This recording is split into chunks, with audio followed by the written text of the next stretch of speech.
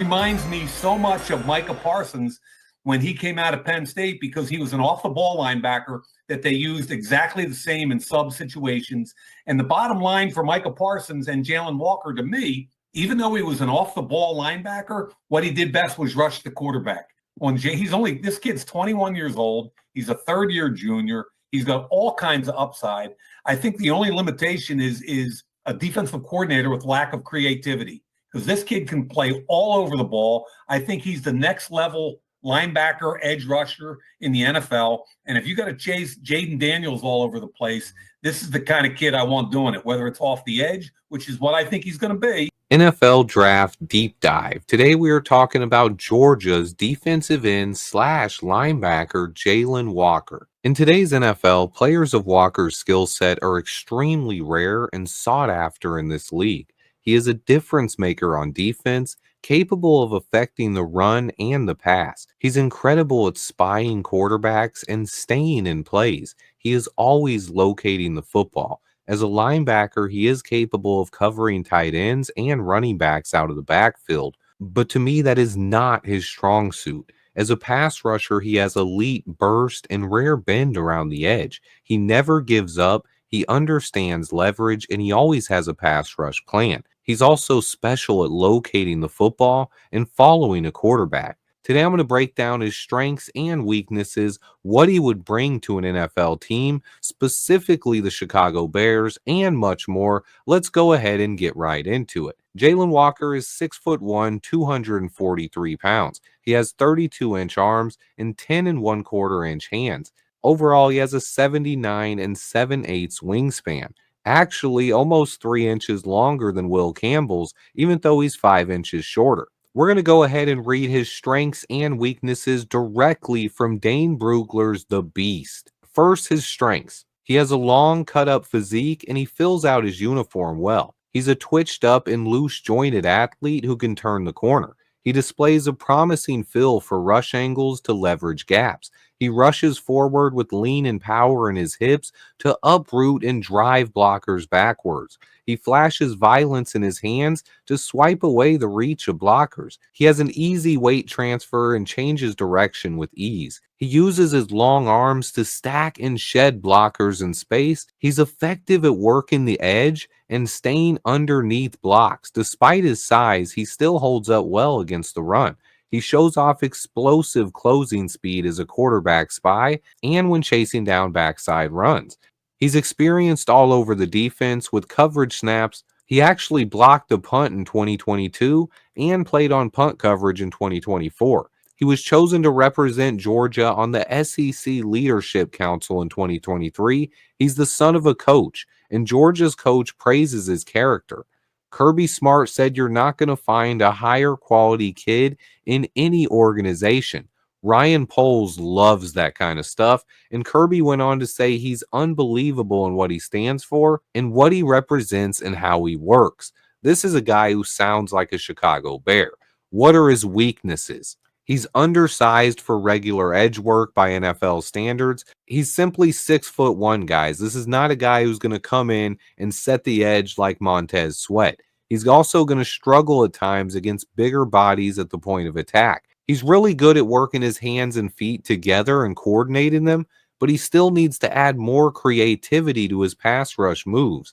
He also had 2 offsides penalties and a costly flag on 4th and 1 against Notre Dame in 2024. He gets impatient at times fitting the run. His anticipation as far as a coverage linebacker is not his strength. He played in all 43 games the past 3 seasons, but he missed 2023 spring practice because of an injury, and he also was not a starter until this season. Over the past 3 years, these are his total numbers. He had 6.5 sacks in 2024 with 10.5 tackles for loss and 60 total tackles starting 11 games. In 2023, off the bench, he had 5 sacks, 5.5 tackles for loss, and 20 total tackles. And in 2022, 1 sack, 2 tackles for loss, and 9 tackles. Finally, this last season, to go with his 6.5 sacks, he also added 34 pressures and a 17.2 pass rush win percentage. Overall, Jalon Walker was just a 1-year starter at Georgia, and he played various roles all over that defense. He played linebacker and edge rusher, and he said himself he's best being a chess piece on defense. But his best trait is getting after quarterbacks. And despite his size limitations, he is better on the edge than he is blitzing as an off ball linebacker. But overall, he's a weapon for a defense, and he'll best be utilized similar to how Micah Parsons is in Dallas. He's an incredibly fluid athlete, capable of covering so much space. He can chase these mobile quarterbacks down, he can spy them in the pocket, and limit the amount of damage they can cause with their legs, while also being an asset in the run game. Most are going to question his size, and he's not built to set the edge in the run game. But he's so slippery, he plays through blocks, and he's able to locate the ball carrier. He's at his best near the line of scrimmage, where he can use his length and explosion to shed blocks on the edge and make plays in space. Whichever team drafts him will need a creative defensive coordinator that can get the most out of him. This is a draft pick that comes with a lot of projection here, but he projects as a potential cornerstone of a defense. He simply makes plays all over the football field, and his best football is still ahead of him. Also, what he does best is what NFL teams are seeking out, getting after quarterbacks. But other than just being a pass rusher, I think he can be a difference maker when it comes to mobile quarterbacks and helping shut down some of the more creative offenses in the league. I'm always honest with my evaluations, and I have to admit, I severely underrated Jalon Walker early in this process. Every time I tried to watch Mykel Williams tape, I was always more impressed by Jalon Walker, and I kept thinking the same thing, especially after he measured in at just 6'1" at the NFL Combine. I said he's too small. He's just too small, and Dennis Allen probably wants a bigger edge rusher. But the more and more I think about it, maybe it doesn't matter. He doesn't have to be this big edge setter. He is what he is, a chess piece for a defense and a player that will immediately make the defense better. I do want to take just a minute to compare him to Jahad Campbell, the other top linebacker in the draft coming out of Alabama, because they are very different players. To me, Jahad Campbell is the do-it-all linebacker. He can rush the passer, but he's more of a prototypical thumper in today's NFL. Meanwhile, Jalon Walker is simply a chess piece, a guy that's capable of affecting every single down. He doesn't have the size that Campbell offers, and he's not going to be that every down thumper at linebacker, but he offers so much more upside as a pass rusher and a QB spy, which both translate so well to today's NFL.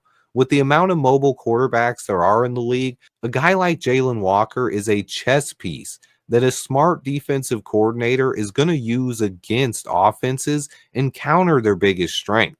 To me, he's the least talked about of this year's blue chip prospects, and he would be an awesome selection if he fell to pick 10.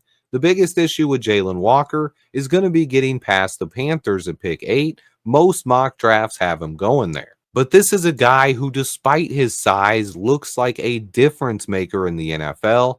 This is my first of a series of deep dives on players the Bears might be selecting at pick 10 in this year's draft. Stay tuned for more. Be sure to hit that like button for me.